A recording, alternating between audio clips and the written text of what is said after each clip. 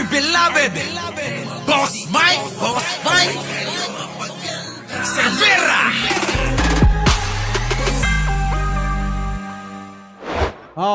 Tignan nyo kung paano to nalinlang ng mga Duterte, mga kababayan. Bago tayo mag-umpisa, mga kababayan, huwag nyo munang kakalimutan na mag-like, mag-share at mag-subscribe. At maraming salamat nga pala, sa mga nanonood ng mga upload. Maraming salamat sa inyo. Dahil doon, talagang ano na yun, no? Nandun na yung buod. Eto na.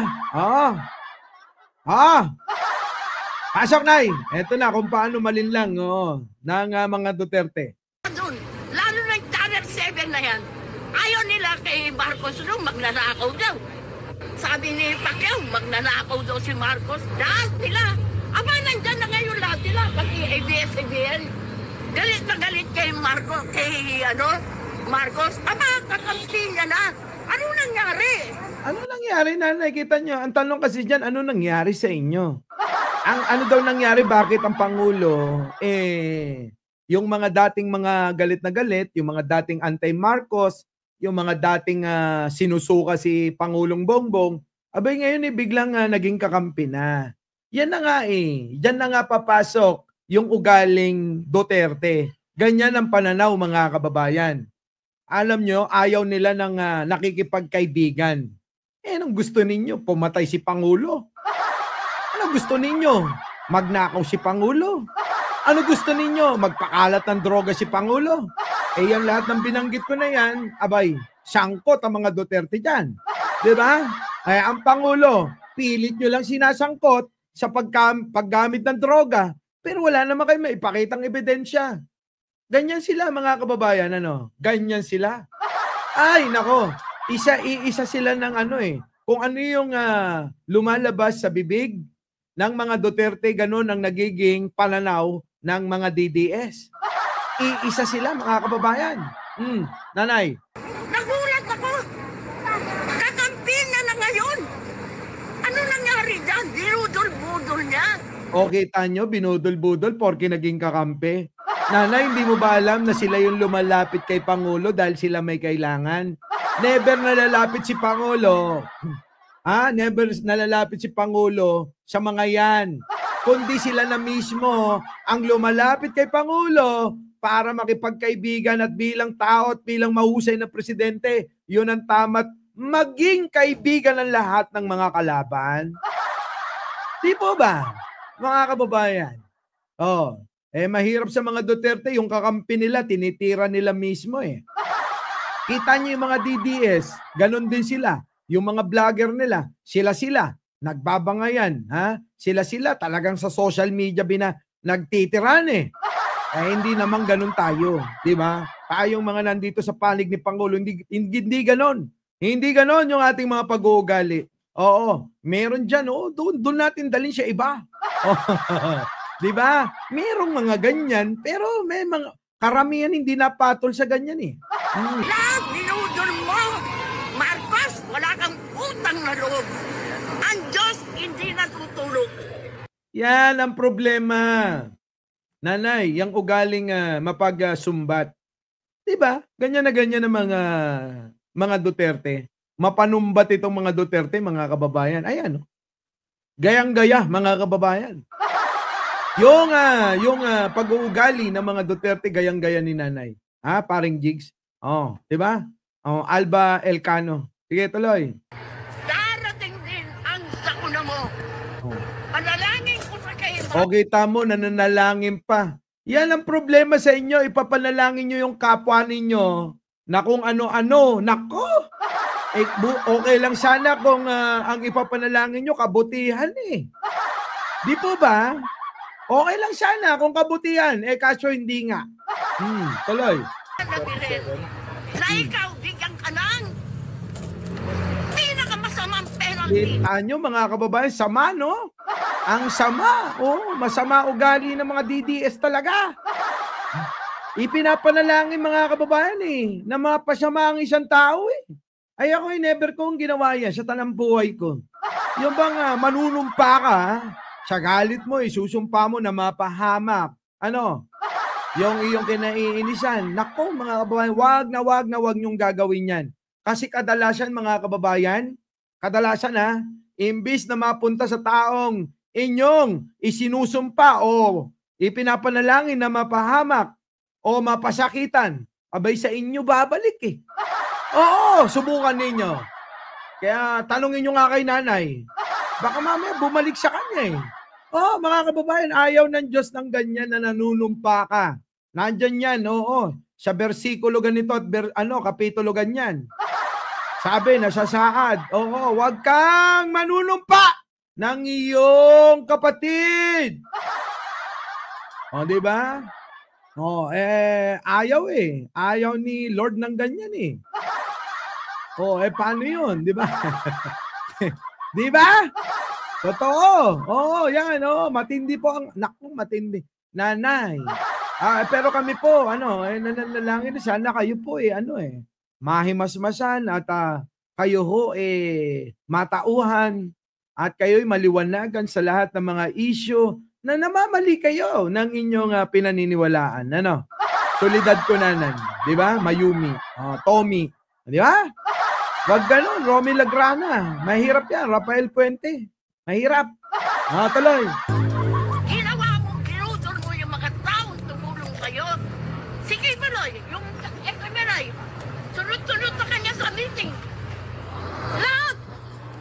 Pero mo, yun na nag-interview sa kanya, libre. Kita nyo mga kababayan, mapanumbat at saka mahina. Oo. Mahina ang kukote. Bakit kanyo mga kababayan? Unang-una sa lahat, mga kababayan, yung sinasabi nila na budol.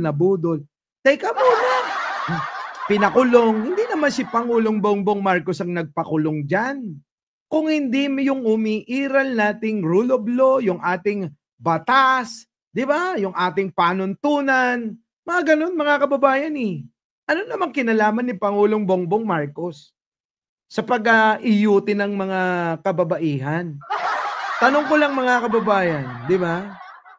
Alexander Ramos, anong alam, ECC Calpo, Agnes Victoria, R.R. Jem, anong alam ni Pangulong Bongbong Marcos sa mga ginawa ni Kibuloy habang natirik yung mga mata niya? Si Pangulong Bongbong Marcos ba nando doon habang tumitirik yung mga mata ni Kibuloy? Si nanay talaga. Si Kibuloy, nanay, may kasalanan eh. May nilabag na batas eh. Di ba, Robby Ong? Ibig sabihin ni nanay siguro, Jolene Paris, dapat kahit na may nilabag na batas si Kibuloy, dapat hindi ikukulong dahil tumulong sa'yo. Ikaw na presidente.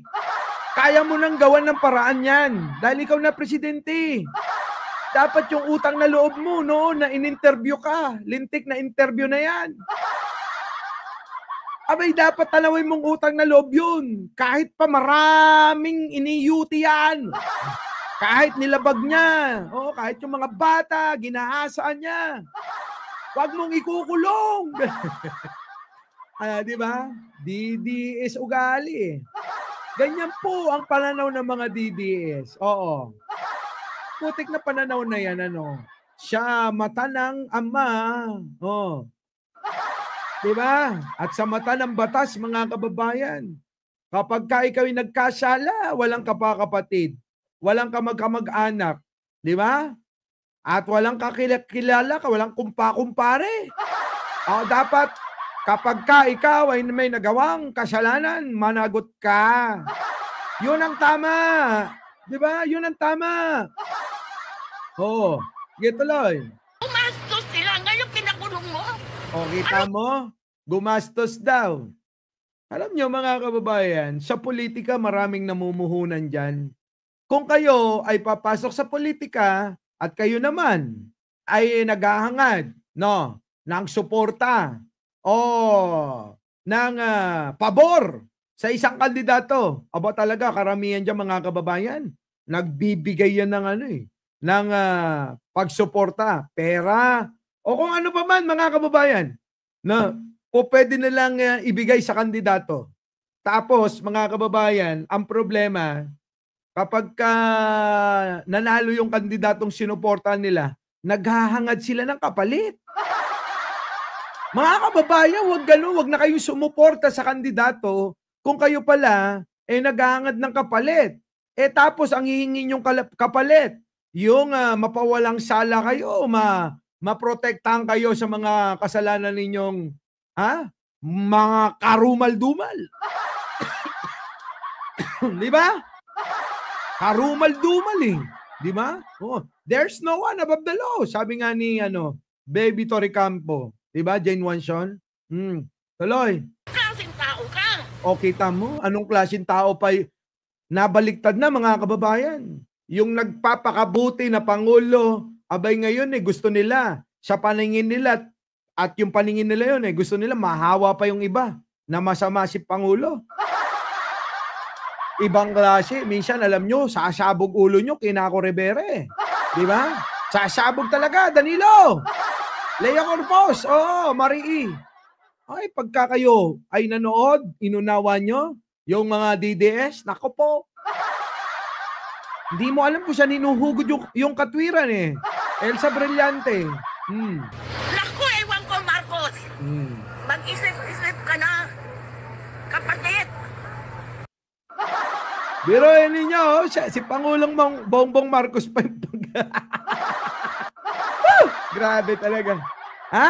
Biruin mo, sila pa yung may gana magsabi na mag-isip-isip si Pangulong Bongbong. Di ba? Pangulong Bongbong, mag-isip-isip ka raw.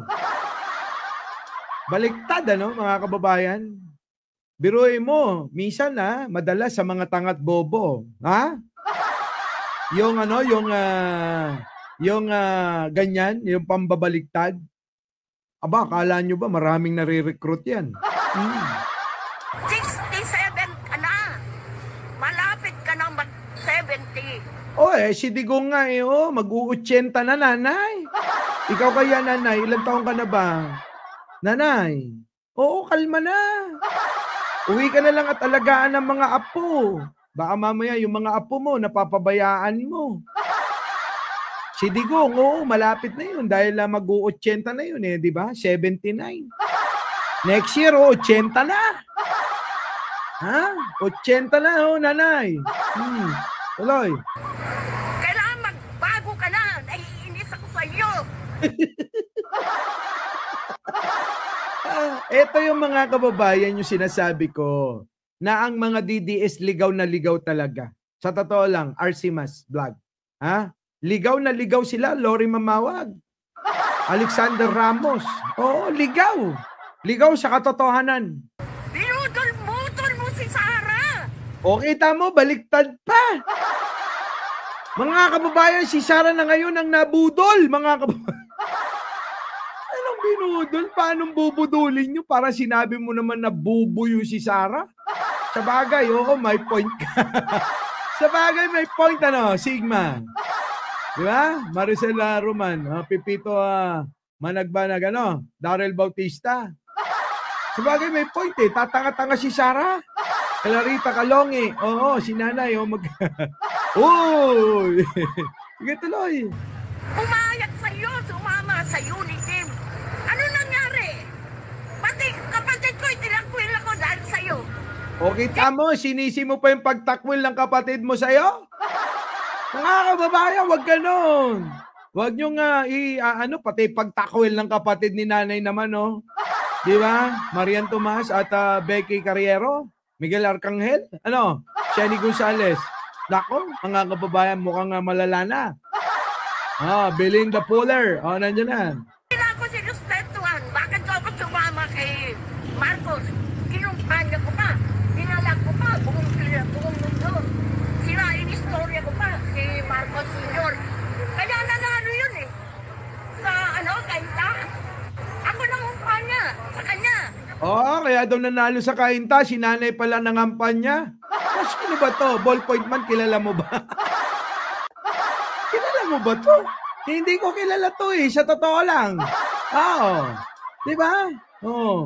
Hindi ko kilala. Baka siya naman talaga nagpanalo. Sige, bigay na natin sa kanya. Si Lereno Susano Jr. Tisoy Susano. Nandyan na, Shoutout po sa inyong lahat. Belay Ventura. Nandyan, Nandyan na rin si Alice Nabor. Jempi Presto, nandyan na. Grabe, Lilibet Sutin. Nandyan na, Sama mo na Para kayo wag nyo, yan natin siya. Sige nanay. Turuin mo yan. Aba, ano ba? Ano ba meron kay nanay? Nanalo siya. Yung mga iba dun. Si Pacquiao, si Isko, yung Panden ni Soto. Lacson yun, Si Ping Lacson. Pero siya ang kinumpanya namin. Si Marcos. Bakit? Pinilit ba kayo ni Pangulo?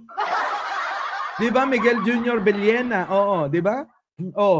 Di ba? Pinilit ba kayo, Opel? Sino ang pinilit sa inyo ni Pangulong Bongbong Marcos na siya'y suportahan nyo? Ako, hindi ako pinilit. At hindi, never ako nag-antay ng kahit anong kapalit. Kapag ka sumuporta ka, yun yung iyong konsensya. At yun nasa puso. Ang pagsuporta sa politiko. Hindi ho yan pilitan mga kababayan. Hindi pilitan. Kasi kung magiging pilitan lang, nako mga kababayan, hindi nyo ko maasahan. Di ba? Loko to si Ballpoint, patola yan. Eva, Oragami, Linda Rio, nandyan na nanonood. Sige. Danilo Piña Floreda, nandyan na rin, Maring Che. Nako, Mario Malate, sige nanay. Si nanay, tuwan-tuwa ako, tato tuloy. Kicks TV, nandyan na, yung ating kaibigang Iglesia ni Cristo. Ayan Kicks, tatanda ko yung sinabi mo Walang makakarating doon ng mga DDS Panghahawakan ko yan na mahigpit. Namin pala, namin, panghahawakan namin mahigpit yan. So, eto na, pasok na nanay. Eto, nagulat ako. Bakit inaway mo yun? Inaway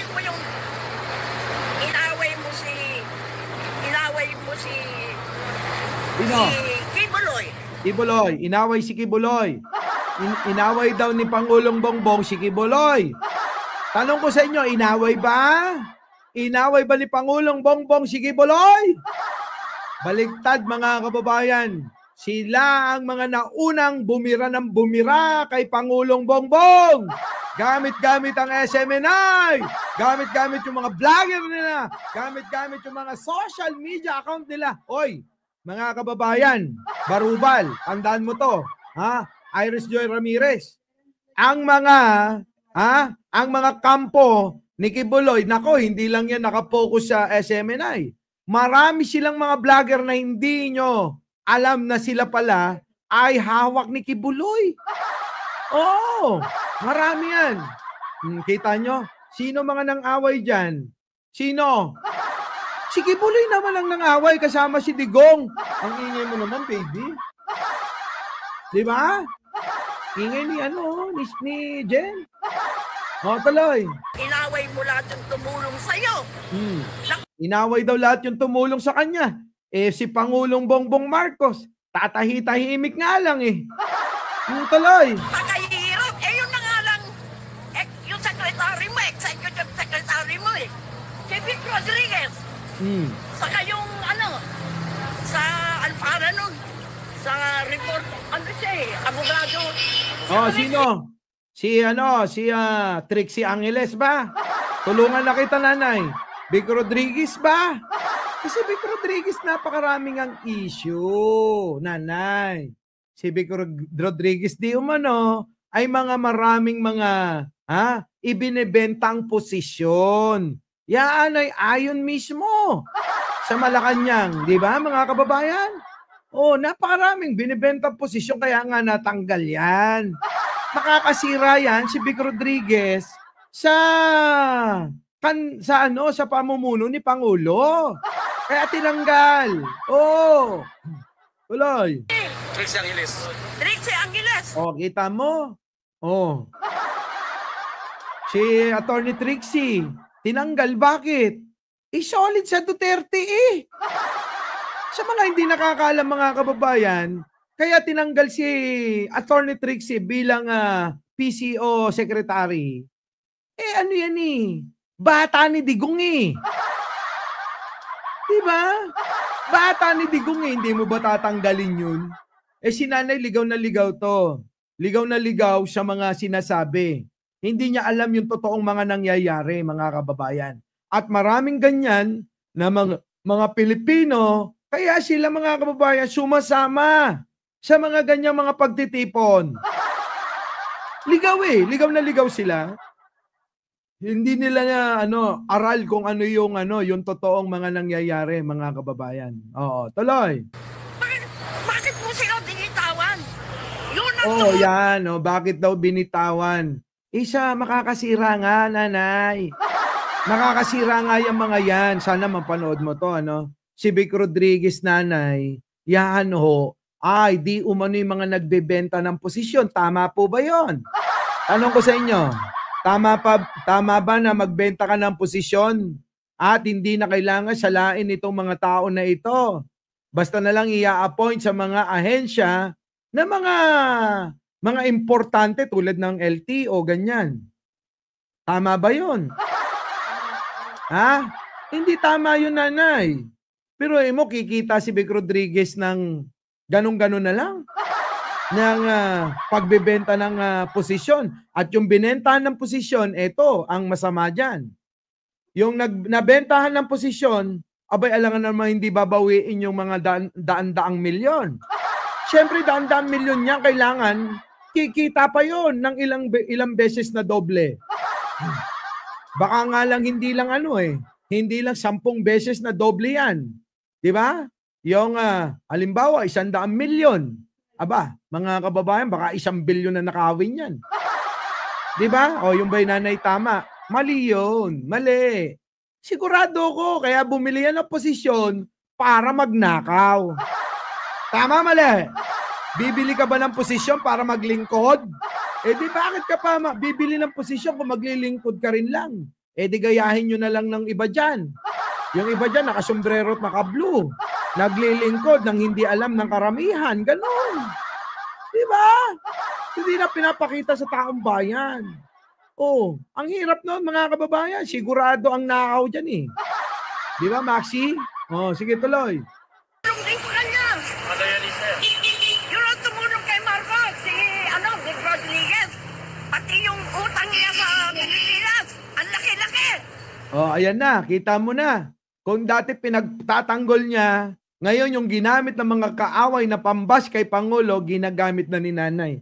Ligaw, mga It's me, honey.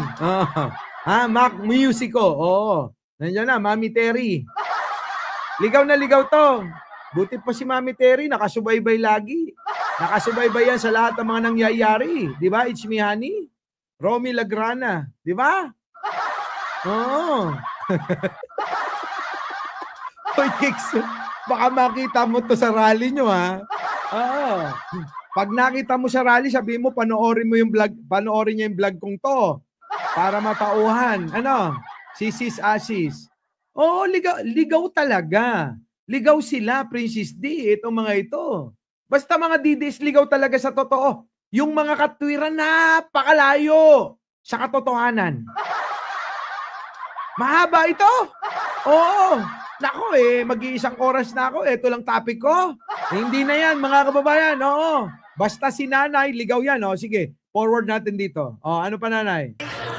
I'm sick. Naiinis ako kay Marcos talaga. Ang sama ng loob ko kay Marcos. Sa ginawa niya. Kay Sara. Paulit-ulit lang. Dito sa bandang dulo. Kay Sara. 1 minute. Alam ko nandun ako sa panakan niyan Parang kakampi na niya ngayon. Kakampi niya na ngayon. What again? Kung gusto ko makausap si Marcos sa tutulong. Ako, Marcos, gusto kita makausap, anak. Nanay naman. Nanay. Hindi basta-basta nakakausap si Pangulo. Kung ganyan lang na pananaw nanay, hindi ho papatol Pambira naman, hindi papatol. Boss Mike, pasupalpal. Gcash. Inubos na dyan yung Gcash ko kanina.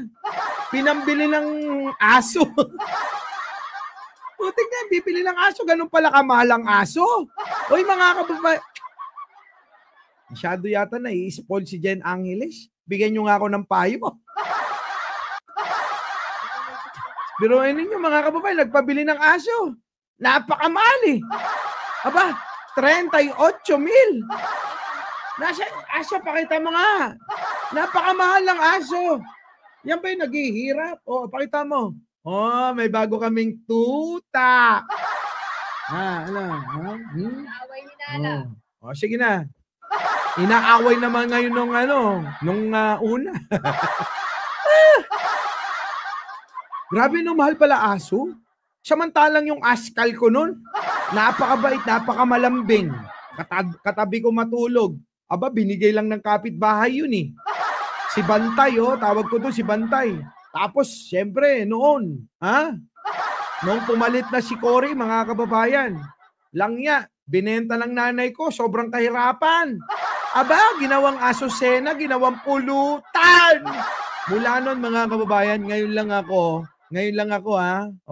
Uy, meron ka ba? 8K lang daw. Si Alin Akain, anong aso yan? PM mo ko. Chow, gusto ko. Dali na. Kung meron kang kulay kasi yung isa brown, yung isa puti. Gusto ko kulay gray. Kulay gray. Oo. Grabe, mga kababayan, ginawang asusena ng mga manginginom sa amin. Sama ng loob ko. Mula noon, mga kababayan, hindi na ako nag-alaga ng aso. Ngayon na lang uli. Naibalik yung yung pagmamahal ko sa aso. Hindi, mahal ko yung aso ko. Ibantay na. Naalala ko nga Habang kinakatay, mga kababayan, umiiyak Naalala ko, lungkot na lungkot talaga ako nun. Sa totoo lang. Sa lungkot ko, mga kababayan, muntik kong pinakasalan yung kapitbahay ko. Hindi, bata pa ako nun, mga kababayan. Siguro mga 10 taon ako nun. 10 taon ako nun. Walang yung na yan Sobrang hirap nun, taggutom talaga. Biruin mo, pati aso, binenta ng nanay ko para makakain kami. Walang niya. Si Pebbles nagtatawal siya. Talaga?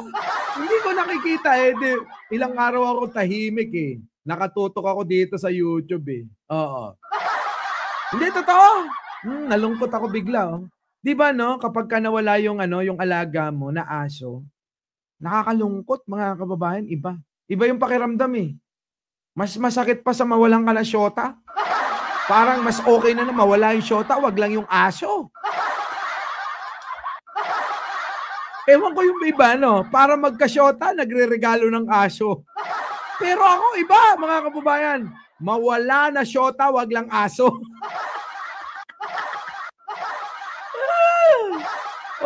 Mga kababayan, promise. Our beloved Boss Mike Severa.